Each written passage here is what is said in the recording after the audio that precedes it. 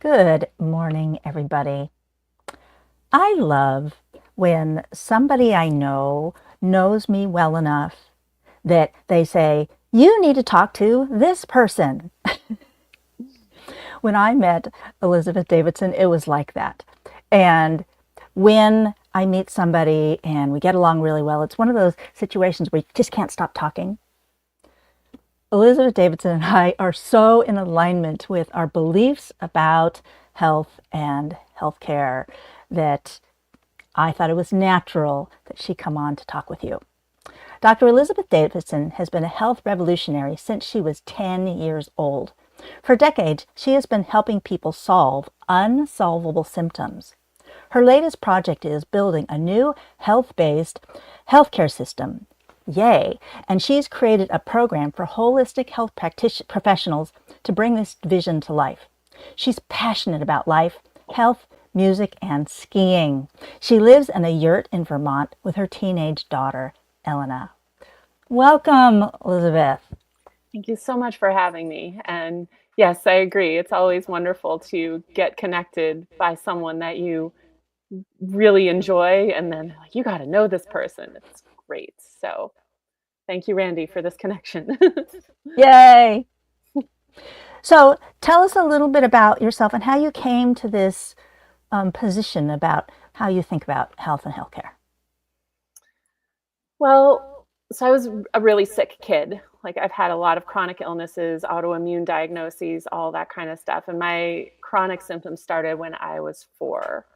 And so I spent a lot of time being sick and thinking about it and taking a lot of medications and recognizing that they weren't actually addressing the problem. And I generally felt worse after I took them. And so it really got me thinking about, well, what is health and how do I get it? And um, it's clearly not from these doctor's visits and medications that I'm taking because I'm just getting sicker as I do this. So that's why I say I've been a health revolutionary since I was 10 because that's when I stopped taking medications because I recognized that they weren't doing anything for me or that they were making me worse even. So that's when I started looking at other ways to heal and also to build health. And it kind of launched me in this journey of first trying to get myself healthy because I was always so curious about what that felt like because I never had it. And then from that, everything I've learned over the years, and I'm still learning, uh, moved on into helping others too. Such a common story Mm-hmm. for people to have these significant health issues themselves where the system is not assisting you in even understanding what's going on, much less how to do anything about it. So tell us about your vision of the future of healthcare. So currently, most healthcare systems around the world are not based on health at all. I live in the United States. It's pretty bad here. Like even so-called preventative healthcare, like colonoscopies and mammograms, are looking for something wrong.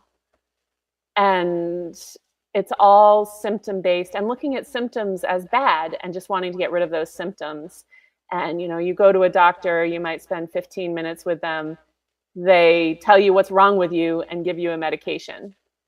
That is simplifying things, but that's the basic gist of it. And nobody's getting healthier that way because there's no focus on actual health. It's all focused on sickness. So, what I'm working to build is a system that's based on health and building health. I What a know, concept! a novel, right? Oh my gosh!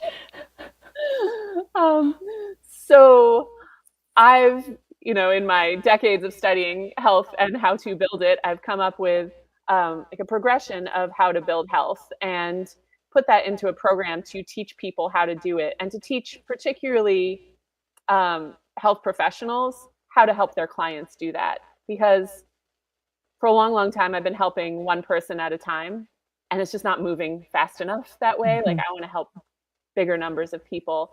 And so I love teaching individuals how to build their health, and I love teaching professionals how to help their clients build their health. And for me, it's not just, oh, eat this and you'll be healthy, or do this exercise and you'll be healthy, or do this meditation and you'll be healthy. It's all about building a strong foundation for health. And there are various things that go into building that foundation. And from there, you can kind of add on. It's like a building. If you don't have a strong foundation, the first floor isn't going to sit right and it's not going to last as long as it should. And to me, some of those first floor things are more like the diet and exercise stuff that most people focus on. They're not the foundation. There's more things that you have to do before you address those in order for those to work better. So, those of you watching, listening now or in the future, listen to what Elizabeth says now. So, Elizabeth, what is the most important thing someone can do to build their health?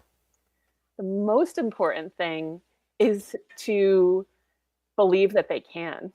Oh, huge. Yes.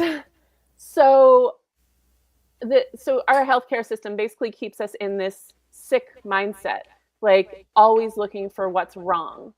I don't think there's anything wrong with any of us. Our bodies are always doing the best they can with the information that they have. So part of building health is giving better information. But the first thing is switching our mindset from looking for what's wrong to focusing on what our bodies are doing really well. Mm-hmm. And we all live in our bodies 24/7. And so we know what's best for us. And no doctor knows you as well as you know yourself. So them telling you that they know what's best is never true. So really focusing on your innate knowing about what is really good for you and finding things that your body does well every day. So my favorite recommendation to start this process of building a strong health foundation is to have people take a minute in the morning to write down one thing that their body's doing really well right now. And do that every day for as long as you can do it. I mean, you can do this, you can never stop if you don't want to. And that will build that confidence that your body knows what it's doing and can heal. And I think it's particularly fun to do when you do have a symptom that you don't like, because you can look at that symptom and be like, oh, what's wrong with me? Or you can look at that symptom and be like, what does this symptom mean? What is my body trying to do? I like using the classic example of a fever. I think it's pretty simple. So if I get a fever, I get all excited because I'm like, ooh, yeah, my immune system's working, and the fever doesn't feel good. No, it's not fun. But what that fever does is it kills off any bacteria or viruses that might be invading me to make me sicker. So if I let the fever go, then I'm likely to feel not great for a day or so and then be over it. Whereas if I get rid of that fever, I'm fighting what my body wants to do. And that tends to be what our medical system does, is fight our body's natural intelligence. And then I'm much more likely to get all those symptoms that come with an infection. Yes. So here's what I say. Listen, audience. Symptoms are your body's only way of getting your attention to what it needs. It's trying to communicate with you. And when doctors silence the symptom, give you something to make your fever go away, give you a pill to make some other symptom go away, it's defeating your body's efforts to communicate with you. And so what Elizabeth is talking about is, every day or any time, body, what are you trying to tell me is the most valuable information that you have. Yeah. And when you really think about why that symptom is happening and what your body's doing with that, I feel like almost all the time you can figure out that it's doing something right. Another thing I think about a lot is when people get injured and their injury swells up and you're supposed to put ice on it and take anti-inflammatories, ibuprofen and all that stuff. Like, but inflammation is there to help you heal. It's bringing fluid and nutrients to an injured area. It's swelling, so that's a splint so you don't injure it further, and it's pain so that you recognize that you're injured and you don't, again, injure it further. And so when you take all that away, you're much more likely to have that injury chronically. And so, like anything your body does, if you really think about it, it's working magic all the time. And I would love to help, have more people shift that mindset around, oh, I'm hurt, I have these symptoms, my body is broken, to, oh, wow, look at how well my body is healing right now. Look at all these cool things it's doing. And so that is the very first step in building that strong foundation of health, is changing your mindset. And I think the whole mindset of healthcare needs to change along with that. And so that's what I'm working to do. So tell me more about what you're doing to support healthcare providers to provide this kind of approach to healthcare. Well, I created a program that teaches all the steps of building a strong foundation of health. And it's designed so that then providers can take that to their clients and basically do what I do with people. So I've been helping people solve like chronic illnesses and autoimmune illnesses for years and years. And it's not as it's not as complicated as it seems like it might be. Like all those illnesses that you go get diagnosed with and they're like, you're going to have this forever. No, no, no, no, no. We can solve these things. And so teaching, healthcare providers how to solve those things. But what I would love the switch to be is that people start thinking about their health while they're still healthy, because that's one of the mindset switches that I would love to have happen. Mostly people don't think about their health until they feel terrible. Mm-hmm. And so that's why I've wound up helping all these people with the autoimmune stuff and chronic illnesses. They've been feeling terrible for long enough. They're like, okay, let's do something about it. I want to help people switch that mindset into building their health and maintaining their health before they lose their health. And so that's why I want to teach lots of health professionals to really coach people in how to build and maintain their strong foundation of health and those higher levels of health, like the first floor and the second floor things, which are, a little further on. Most of the time when you address the foundation, all those other things fall into place. We can get more into that if you want, but yeah, so lots of education. I've been interviewed on lots and lots of podcasts talking about that, and wanting to educate more health professionals so that they can educate more people too. I think that's really where the future of healthcare is in coaching and education rather Mm-hmm. than in having to be a doctor and fix people. So I would love to, be teaching this in schools and having people that I train teach it in schools, and have, the younger you start taking care of your health, the longer it will last. So yeah, I have a big vision, and definitely want to be training as many people as possible in how to share this program that I've created. That's actually a really simple way to build and maintain your health. So it sounds like you definitely want practitioners to connect with you. Do you also want patients to connect with you? And tell people how they can connect with you.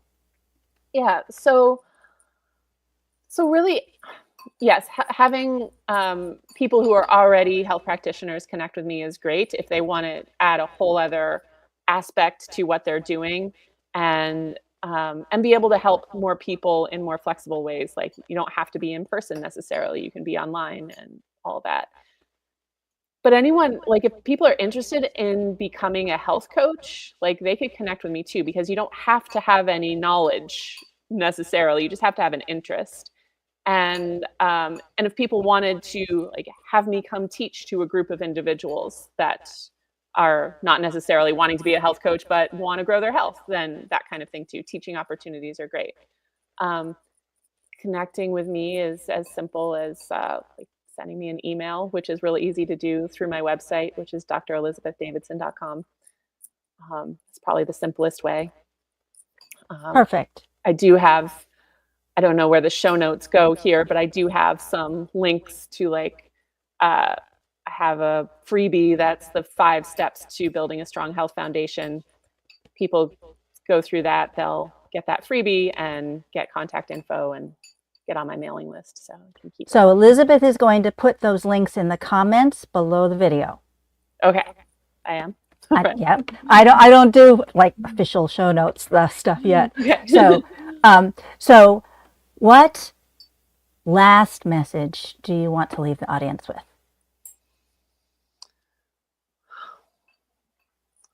Guess, we all have all of our health within us.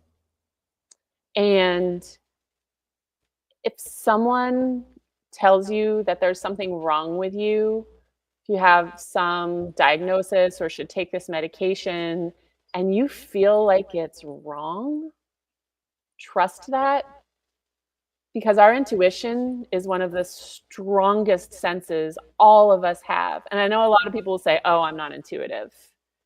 But if you've ever had a gut feeling, you are intuitive. And I've never met anyone who hasn't had a gut feeling.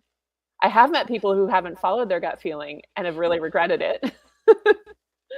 And so that gut feeling can apply in any situation, but it should really apply in any medical situation. Like if a doctor tells you you have fibromyalgia and you're like, ooh, that doesn't feel right, I don't want that, then go with that and don't take the medications and seek other help. So always get more opinions and always trust yourself because you know best. You live in your body 24/7. You all have deep intuition. You know the best things for your health and your happiness, and trust that. Thank you, Elizabeth. Wonderful message for everyone to take away. Thank you for watching, and put in the comments what you liked about this conversation. And if you know anybody who's a health provider who would benefit from this perspective, have them reach out and connect with Elizabeth. Thank you, everybody.